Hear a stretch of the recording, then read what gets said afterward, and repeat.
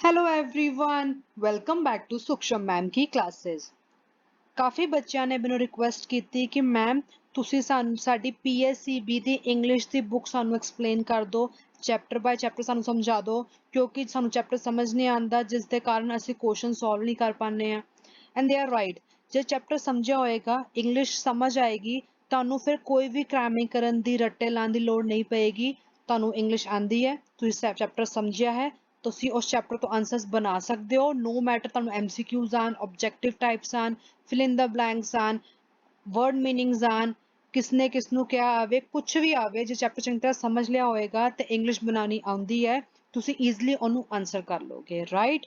So keeping this in mind, from today I will be starting a playlist for class 8th and the book is My English Companion। मैं class 8वीं ਦੀ My English Companion chapter ਬਾय chapter solve ਕਰਾਂਗੀ।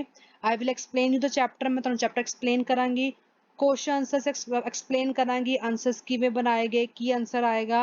और तो अलावा cross questions हो गए, back exercises होगी, worksheets होगी, वीडियो बाय वीडियो मैं ਤੁਹਾਨੂੰ सब कुछ ਦਵਾਂਗੀ, ਅਪਲੋਡ ਕਰਾਂਗੀ। ਐਂਡ ਮੇਕ ਸ਼ੋਰ ਤੁਸੀਂ ਉਹਨੂੰ ਧਿਆਨ ਨਾਲ ਸਮਝੋ, ਫੋਲੋ ਕਰੋ, ਬਿਕੋਜ਼ ਜੇ ਤੁਸੀਂ ਇੱਕ ਵਾਰ ਚੈਪਟਰ ਸਮਝ ਲਿਆ, ਤੁਹਾਨੂੰ ਉਸ ਤੋਂ ਬਾਅਦ ਕਿਸੇ ਦੀ ਵੀ ਲੋੜ ਨਹੀਂ ਹੈ। ਤੁਸੀਂ ਈਜ਼ੀਲੀ ਆਪਣੇ ਐਗਜ਼ਾਮ ਵਿੱਚ ਨੋ ਮੈਟਰ ਕੀ ਆਂਦਾ ਹੈ, ਕੀ ਪੁੱਛਿਆ ਜਾਏਗਾ, ਤੁਸੀਂ ਉਹਨੂੰ ਆਨਸਰ ਕਰ ਲੋਗੇ।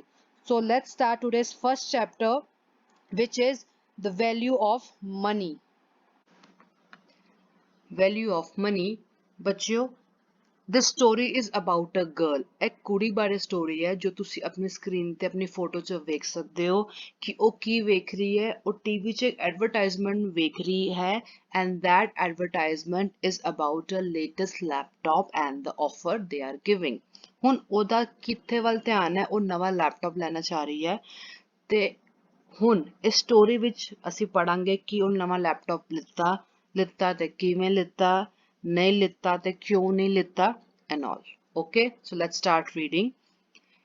I was 14 when I learned the value of money। ਮੈਂ 14 ਸਾਲ ਦੀ ਸੀ ਜਦੋਂ ਮੈਨੂੰ ਧਨ ਦੇ ਮਹੱਤਤਾ ਦਾ ਪਤਾ ਲੱਗਿਆ, ਜਦੋਂ ਮੈਨੂੰ ਪੈਸੇ ਦੀ ਵੈਲਿਊ ਦਾ ਪਤਾ ਲੱਗਿਆ। ਠੀਕ ਹੈ। I wanted to get myself a new computer। ਮੈਂ ਨਵਾਂ ਕੰਪਿਊਟਰ ਲੈਣਾ ਚਾਹੁੰਦੀ ਸੀ। Although there was nothing wrong with the computer I was already using। ਜਦਕਿ ਮੈਨੂੰ ਪਤਾ ਸੀ ਕਿ ਮੇਰੇ ਕੰਪਿਊਟਰ 'ਚ ਕੋਈ ਕਮੀ ਨਹੀਂ ਹੈ ਜੋ ਮੈਂ ਆਲਰੇਡੀ ਯੂਜ਼ ਕਰ ਰਹੀ ਹਾਂ। ਬੱਚੋ ਛੋਟੀ ਸੀ, ਬਚਪਨਾ ਸੀ, ਨਵੀਂ ਚੀਜ਼ ਵੇਖੀ ਤਾਂ she got attracted ਕਿ ਹਾਂ ਮੈਂ ਲੇਟੈਸਟ ਚੀਜ਼ ਹੀ ਲੈਣੀ ਹੈ।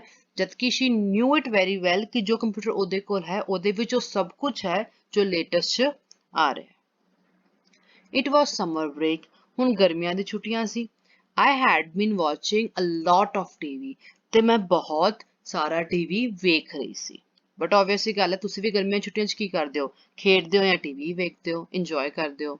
There was this one advertisement that would pop up on the screen all the time। ਹੁਣ ਮੈਂ ਪੂਰਾ ਟਾਈਮ ਟੀਵੀ ਵੇਖ ਰਹੀ ਹਾਂ ਤੇ ਐਡਵਰਟਾਈਜ਼ਮੈਂਟਸ ਵੀ ਆਉਂਦੀਆਂ ਨੇ ਤੇ ਉਹ ਕਹਿ ਰਹੀ ਕਿ ਬਾਰ-ਬਾਰ ਕੀ ਹੁੰਦਾ ਸੀ, ਸਕਰੀਨ ਤੇ ਇੱਕ ਹੀ ਐਡਵਰਟਾਈਜ਼ਮੈਂਟ ਸ਼ੋ ਹੁੰਦੀ ਸੀ, ਕਿਤੇ ਬਾਰੇ, ਬੈਲ ਕੰਪਿਊਟਰਸ ਬਾਰੇ। ਬੱਚਿਓ ਐਡਵਰਟਾਈਜ਼ਮੈਂਟਸ ਹੋਰ ਵੀ ਆਉਂਦੀਆਂ ਹੋਣਗੀਆਂ ਬਟ ਉਹਨੂੰ ਕਿਚ ਇੰਟਰਸਟ ਸੀ ਲੈਪਟਾਪ 'ਚ ਤੇ ਇਸ ਲਈ ਉਹਨੂੰ ਉਹੀ ਜਿਹੜੀ ਐਡਵਰਟਾਈਜ਼ਮੈਂਟ ਸੀਗੀ ਕਾਫੀ ਇੰਟਰਸਟਿੰਗ ਲੱਗਦੀ ਪਈ ਸੀ। ਠੀਕ ਹੈ। it was for the latest Bell computer। तो किदी एडवर्टाइजमेंट सी? Bell कंपनी दी लेटेस्ट कंप्यूटर दी। It had the fastest processor and unbelievable high storage among many others new features। ਹੁਣ ਉਹ ਕਹਿ ਰਹੀ ਹੈ, ਹੁਣ ਉਹ praise ਕਰ ਰਹੀ ਹੈ। ਠੀਕ ਹੈ, ਬਿਕੋਜ਼ ਉਹਨੂੰ ਉਹ ਚੀਜ਼ ਚੰਗੀ ਲੱਗ ਰਹੀ ਹੈ ਤਾਂ ਉਹਦੀ ਪ੍ਰੇਜ਼ ਤੇ ਕਰੇਗੀ। ਸ਼ੀ ਇਜ਼ ਸੇਇੰਗ ਕਿ ਇਹਦਾ ਪ੍ਰੋਸੈਸਰ ਬਹੁਤ ਹੀ ਫਾਸਟ ਹੈ ਤੇ ਇਹਦੇ ਵਿੱਚ ਸਟੋਰੇਜ, ਮਤਲਬ ਕਿ ਜੇ ਤੁਸੀਂ ਜਿਵੇਂ ਤੁਸੀਂ ਫੋਟੋਜ਼ ਖਿੱਚਦੇ ਹੋ, ਤੁਸੀਂ ਆਪਣੇ ਨੋਟਸ ਸੇਵ ਕਰਦੇ ਹੋ, ਆਪਣੇ ਫੋਨ 'ਚ ਸੇਵ ਕਰਦੇ ਹੋ ਨਾ, ਸੇਮ ਗੋਜ਼ ਕੰਪਿਊਟਰ 'ਚ ਵੀ ਸੇਵ ਹੁੰਦਾ ਹੈ।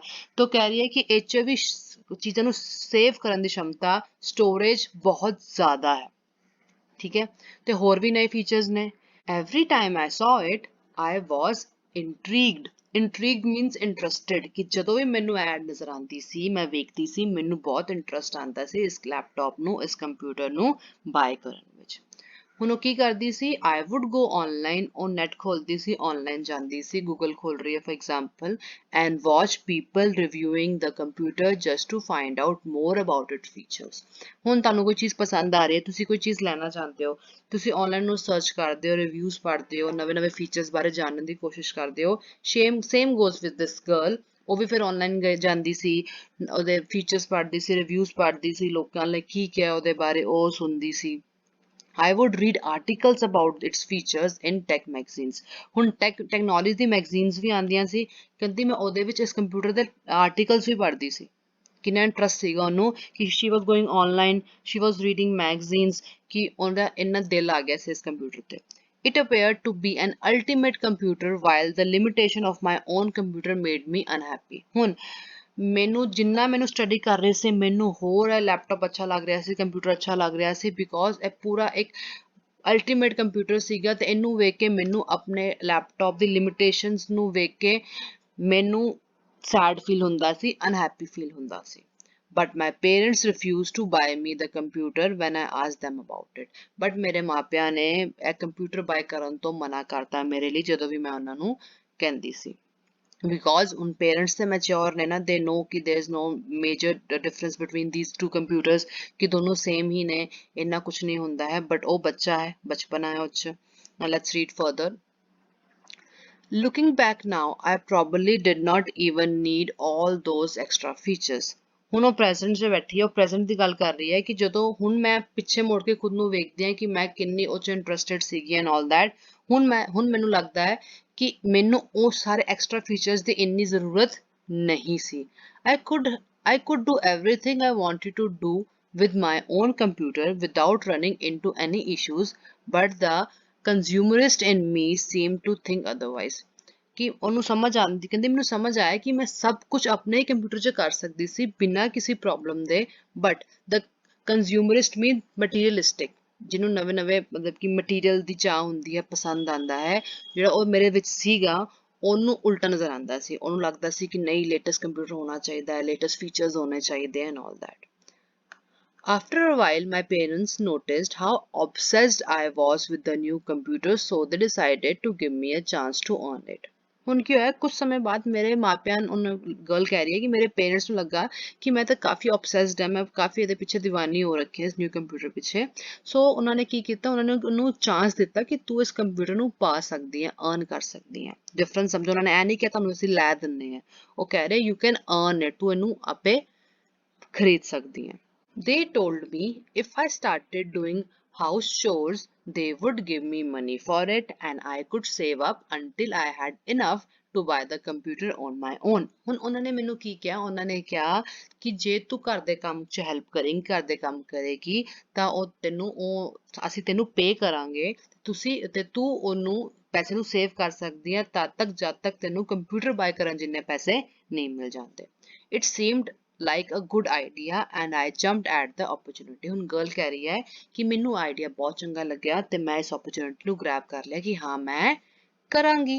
The very next day, ਅਗਲੇ ਦਿਨ, I started waking up early to make extra time to be able to do more chores. तो ਅਗਲੇ ਦਿਨ ਮੈਂ ਕੀ ਕੀਤਾ, ਮੈਂ ਜਲਦੀ ਉੱਠਣਾ ਸ਼ੁਰੂ ਕਰਤਾ ਤਾਂ ਕਿ ਮੇਰੇ ਕੋਲ ਐਕਸਟਰਾ ਟਾਈਮ ਹੋਵੇ, ਉਹਦੇ ਵਿੱਚ ਮੈਂ ਐਕਸਟਰਾ ਵਰਕ ਕਰਕੇ ਐਕਸਟਰਾ ਮਨੀ ਕਮਾ ਸਕਾਂ।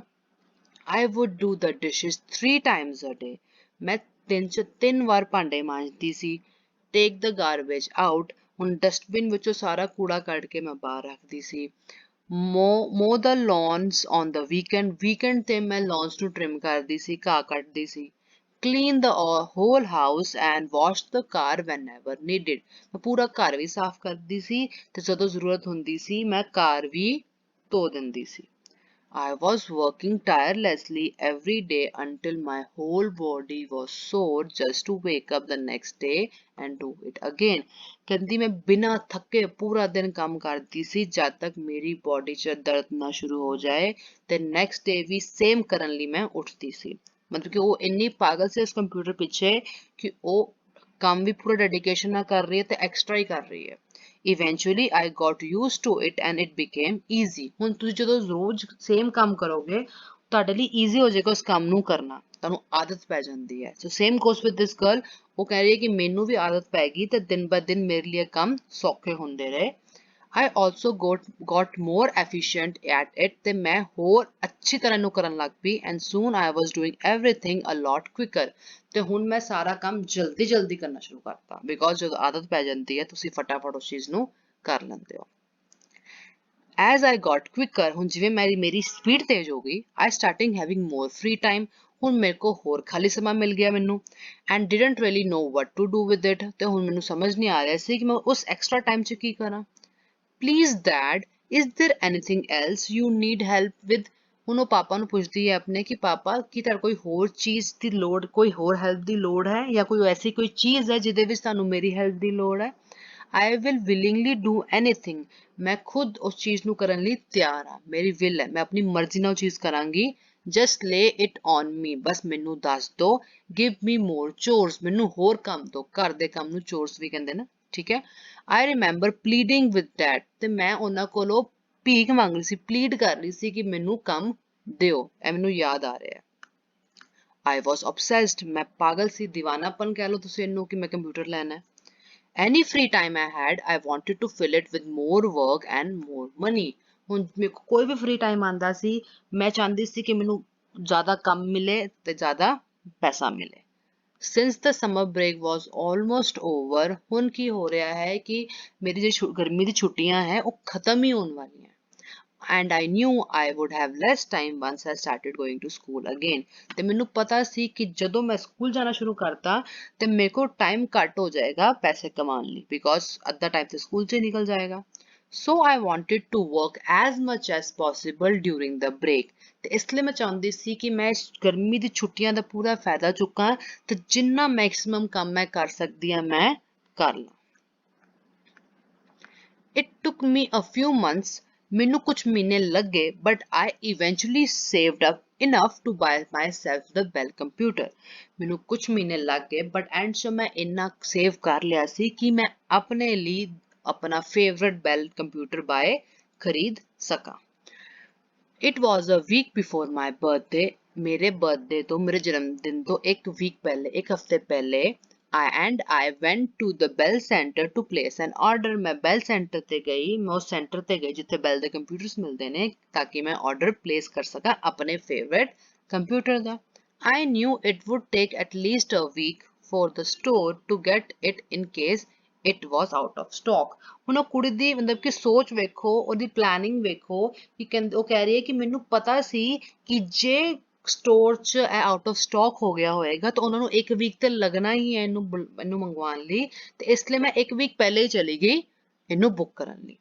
I walked in and went straight to the employee sitting behind the front desk to ask if the computer was available, ਮੈਂ ਗਈ, ਅੰਦਰ ਗਈ ਤੇ ਮੈਂ ਸਿੱਧਾ ਰਿਸੈਪਸ਼ਨ ਤੇ EMPLOYEE ਜੋ ਬੈਠਾ ਹੋਇਆ ਸੀ, ਫਰੰਟ ਡੈਸਕ ਨੂੰ ਰਿਸੈਪਸ਼ਨ ਵੀ ਕਹਿੰਦੇ ਨੇ, ਉੱਥੇ ਗਈ ਤੇ ਮੈਨੂੰ ਪੁੱਛਿਆ ਕਿ ਕੀ ਕੰਪਿਊਟਰ ਅਵੇਲੇਬਲ ਹੈ। ਹੁਣ ਉਹ ਕੀ ਕਹਿੰਦਾ EMPLOYEE, oh you don't need to buy that one, ਹੁਣ EMPLOYEE ਕਹਿੰਦਾ ਹੈ ਕਿ ਤੁਹਾਨੂੰ ਤਾਂ ਬਾਏ ਕਰਨ ਦੀ ਲੋੜ ਹੀ ਨਹੀਂ, we have another one coming out soon, ਹੁਣ ਸਾਡਾ ਨਵਾਂ ਆਉਣ ਵਾਲਾ ਹੈ, ਲੇਟੈਸਟ ਵਰਜ਼ਨ ਆ ਜਾਏਗੀ ਸਾਡੀ ਤੇ, it is even faster and has double the storage, he said, ਹੁਣ ਉਹ ਕਹਿ ਰਿਹਾ ਕਿ ਉਹ ਜਿਹੜਾ ਕੰਪਿਊਟਰ ਤੁਸੀਂ ਮੰਗ ਰਹੇ ਹੋ ਉਹ ਨਵਾਂ ਵਾਲਾ ਕੰਪਿਊਟਰ ਉਸ ਤੋਂ ਵੀ ਫਾਸਟ ਹੈ ਤੇ ਡਬਲ ਸਟੋਰੇਜ ਹੈ। I got excited for a bit, ਕੁੜੀ ਕਹਿੰਦੀ ਹੈ ਕਿ ਮੈਂ ਥੋੜਾ ਜਿਹਾ ਐਕਸਾਈਟਿਡ ਹੋ ਗਈ ਸਟਾਰਟਿੰਗ 'ਚ, before he told me how much it would cost, but ਜਿਵੇਂ ਉਹਨੇ ਮੈਨੂੰ ਕੋਸਟ ਦੱਸੀ ਮੈਂ ਥੋੜਾ ਸੋਚਣ ਲੱਗ ਪਈ। ਉਹਨੇ ਕਿਹਾ ਕਿ ਮੈਂ ਪਹਿਲੇ ਤਾਂ ਬੜੀ ਐਕਸਾਈਟਿਡ ਹੋਈ ਬਟ ਜਿਵੇਂ ਮੈਨੂੰ ਕੋਸਟ ਪਤਾ ਚੱਲੀ ਮੇਰੀ ਐਕਸਾਈਟਮੈਂਟ ਖਤਮ ਹੋ ਗਈ। I realized I would need another 2 months of doing chores to be able to afford it, ਕਹਿੰਦੀ ਮੈਨੂੰ ਰਿਅਲਾਈਜ਼ ਹੋਇਆ ਕਿ ਮੈਨੂੰ 2 ਮਹੀਨੇ ਹੋਰ ਕੰਮ ਕਰਨਾ ਪਏਗਾ ਤਦ ਮੈਂ ਜਾ ਕੇ ਇਹਨੂੰ ਅਫੋਰਡ ਕਰ ਪਾਵਾਂਗੀ, ਖਰੀਦ ਪਾਵਾਂਗੀ। That is when I realized how fast technology changes and no matter how good a machine is, there will always be a better model in the market before you fully get used to the one you just got, ਕਹਿੰਦੀ ਹੈ ਕਿ ਮੈਨੂੰ realise ਹੋਇਆ ਕਿ technology ਕਿੰਨੀ ਜਲਦੀ ਬਦਲ ਜਾਂਦੀ ਹੈ, ਚੇਂਜ ਹੋ ਜਾਂਦੀ ਹੈ, no matter ਕਿ ਕੋਈ ਫਰਕ ਨਹੀਂ ਪੈਂਦਾ ਕਿ ਕਿੰਨੀ ਵਧੀਆ ਉਹ ਮਸ਼ੀਨ ਹੈ, ਮਾਰਕੀਟ ਵਿੱਚ ਕੋਈ ਨਾ ਕੋਈ ਇਹੋ ਜਿਹਾ ਮਾਡਲ ਆ ਹੀ ਜਾਏਗਾ ਜੋ ਉਹ ਤੋਂ ਵੀ ਫਾਸਟ ਹੈ ਤੇ ਤੁਹਾਨੂੰ ਜਦ ਤੱਕ ਆਪਣੇ ਕੰਪਿਊਟਰ ਦੀ ਆਦਤ ਪਏਗੀ ਨਵਾਂ ਮਾਡਲ ਵੀ ਆ ਜਾਏਗਾ। I decided that very moment not to buy the computer since I didn't want to spend my hard earned money on something that would go down in value within no time। ਕਹਿੰਦੀ ਮੈਂ decide ਕੀਤਾ ਕਿ ਮੈਂ ਆਪਣੀ ਮਿਹਨਤ ਨਾਲ ਕਮਾਇਆ ਹੋਇਆ ਪੈਸਾ ਇਸ ਕੰਪਿਊਟਰ ਨੂੰ ਬਾਏ ਕਰਨ 'ਚ ਨਹੀਂ ਵੇਸਟ ਕਰਾਂਗੀ ਕਿਉਂਕਿ ਇਹਦੀ ਵੈਲਿਊ ਟਾਈਮ ਦੇ ਨਾਲ ਘਟ ਹੀ ਜਾਂਦੀ ਹੈ ਮਤਲਬ ਕਿ ਇੰਝ ਹੀ ਘਟ ਜਾਂਦੀ ਹੈ। I ended up investing all of it in a saving account ਤੇ ਮੈਂ ਕੀ ਕੀਤਾ ਐਂਡ 'ਚ ਮੈਂ ਸਭ ਕੁਝ ਆਪਣੇ ਮੈਂ ਬੈਂਕ ਦੇ ਸੇਵਿੰਗ ਅਕਾਊਂਟ 'ਚ ਪੈਸੇ ਆਪਣੇ ਸਟੋਰ ਕਰ ਲਏ ਕਿਉਂਕਿ ਤੁਹਾਨੂੰ ਪਤਾ ਕੰਪਿਊਟਰ ਮਹਿੰਗਾ ਆਉਂਦਾ ਹੈ ਉਹਨੇ ਕਾਫੀ ਪੈਸੇ ਇਕੱਠੇ ਕੀਤੇ ਹੋਣੇ ਆ ਤੇ ਉਹਨੇ ਕੀ ਕੀਤਾ ਉਹਨੇ ਇੱਕ ਵਾਈਜ਼ ਡਿਸੀਜਨ ਲਿੱਤਾ ਉਹਨੇ ਕਿਹਾ ਕਿ ਮੈਂ ਟੈਕਨੋਲੋਜੀ 'ਚ ਪੈਸੇ ਨਹੀਂ ਵੇਸਟ ਕਰਾਂਗੀ ਬਿਕੋਜ਼ ਉਹਦੇ ਕੋਲ ਆਲਰੇਡੀ ਕੰਪਿਊਟਰ ਸੀਗਾ ਜੇ ਉਹ ਮੈਨੂੰ ਅੱਜ ਇਹ ਕੰਪਿਊਟਰ ਲੈ ਲੈਂਦੀ ਨਵਾਂ ਵਾਲਾ 2 ਮਹੀਨੇ ਬਾਅਦ ਉਹ ਤੋਂ ਫਿਰ ਮਹੀਨੇ ਬਾਅਦ ਨਵਾਂ ਆ ਜਾਂਦਾ ਫਿਰ ਇਹਨੂੰ ਹੁੰਦਾ ਕਿ ਮੈਂ ਨਵਾਂ ਲਵਾਂਗੀ so that's not the point ਨਾ ਇਟਸ ਵੇਸਟੇਜ ਆਫ ਮਨੀ तो उन्हें की किया अपने सेविंग अकाउंट चो पैसा सेव करता। This is how I learn the value of money ते इस इंसिडेंट नाल ही मैनू पैसे दी महत्ता वैल्यू दा पता चलिया। आई होप तानू ये चैप्टर चंगी तरह समझ लग गया होएगा। Now in my next video मैं एक्टिविटी सॉल्व करांगी जो तुहाडे चैप्टर च दित्तियां होईयां ने चैप्टर तो बाद ठीक है। ਹੁਣ ਮੈਂ ਸਿਰਫ ਆਨਸਰਸ ਨਹੀਂ ਦੱਸਾਂਗੀ ਆਈ ਵਿਲ ਟੈਲ ਯੂ ਕਿ ਕਿਹੜੀ ਐਕਟੀਵਿਟੀ 'ਚ ਕੀ ਪੁੱਛਿਆ ਜਾ ਰਿਹਾ ਹੈ ਤੁਸੀਂ ਉਹਨੂੰ ਸੋਲਵ ਕਿਵੇਂ ਕਰਨਾ ਹੈ ਬਿਕੋਜ਼ ਯੂ ਨੈਵਰ ਨੋ ਤੁਹਾਡੇ ਐਗਜ਼ਾਮ 'ਚ ਕੀ ਆ ਰਿਹਾ ਕੀ ਪੁੱਛਿਆ ਜਾ ਰਿਹਾ ਕ੍ਰੈਮਿੰਗ ਕਰਨ ਦਾ ਕੋਈ ਫਾਇਦਾ ਨਹੀਂ ਹੈ ਹੋ ਸਕਦਾ ਤੁਸੀਂ ਕ੍ਰੈਮਿੰਗ ਕਰਕੇ ਇਹ ਕਲਾਸ ਤੇ ਕਲੀਅਰ ਕਰ ਲਓ ਬਟ 9th 10th 'ਚ ਕੀ ਕਰੋਗੇ ਸੋ ਇਟਸ ਬੈਟਰ ਕਿ ਚੀਜ਼ਾਂ ਨੂੰ ਸਮਝੋ rather than ਰੱਟੇ ਲਾਉਣ ਤੋਂ ਠੀਕ ਹੈ I will meet you in another video till then goodbye and have a nice day। Don't forget to like, share and subscribe to my channel Suksham Ma'am Ki Classes।